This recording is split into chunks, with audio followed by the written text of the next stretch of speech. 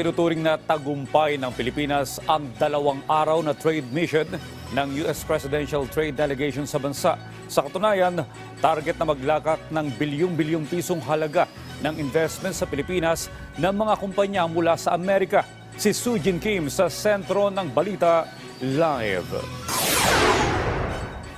Mahigit $1 billion o 55 billion pesos ang halaga ng investment sa Pilipinas ang tinitignan at pinangako ng United States Presidential Trade and Investment Mission o PTIM. Ito ang pinakaunang pagkakataon na nagpadala ang US ng Presidential Trade Delegation sa bansa.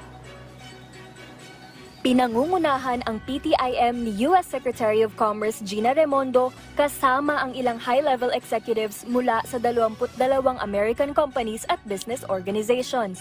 Alinsunod sa mga sektor na una nang tinukoy ni Pangulong Ferdinand Marcos Jr., bibigyang prioridad ang renewable energy, electric vehicles, digitalization at telecommunications.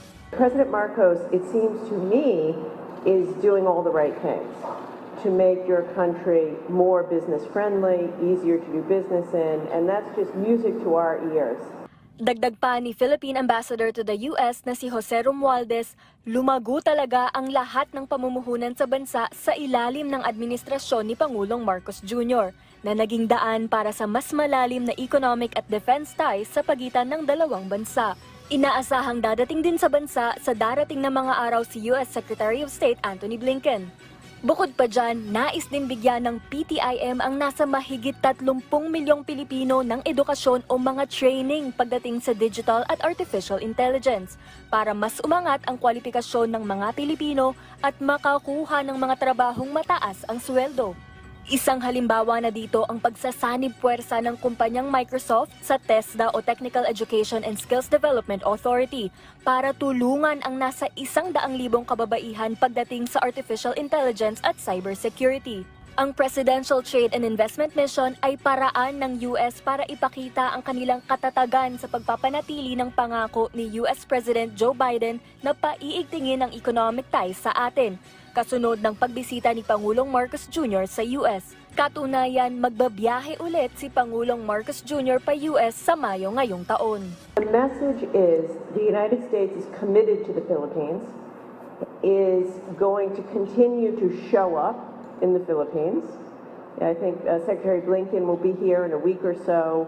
These business leaders that I've brought want to continue to show up and do more and more here. Why the Philippines? Because it's special. Sabi din ni Trade Secretary Pascual, ang pagtutulungan ng US at Pilipinas ay makakapagpabuti sa ating pagiging strong, dependable regional partner. Ang pagdating ng PTIM sa bansa ay sagisag ng matagumpay na presidential visits ni Pangulong Marcos Jr. para paigtingin ang trade and investment relations sa mga rehiyon. Balik sa inyo, Audrey. Okay, Sujin, nabanggit mo kanina na maraming mga kumpanya yung nagbabalak mag-expand sa Pilipinas. Bukod sa Microsoft, meron pa bang iba pang mga kumpanya? Yes, Audrey, nasabi ko nga kanina na nasa 22 US companies ang kabilang dito. Kasama na ang prominenteng Google, UPS, FedEx, Capital One, pati Green Fire Energy. Audrey? Okay, sa larangan ng ekonomiya, mari mo bang paano nito mapapalalim yung relasyon ng Amerika at ng Pilipinas sa larangan ng ekonomiya?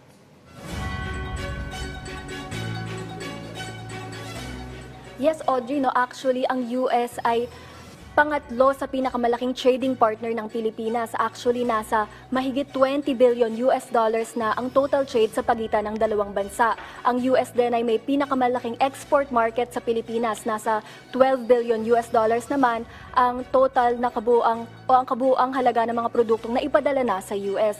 Isa pa dito, ang US ay pumapabilang sa top 5 na mga may pinakamalaking foreign direct investments o FDI sa bansa. Audrey? Maraming salamat, Sujin Kim.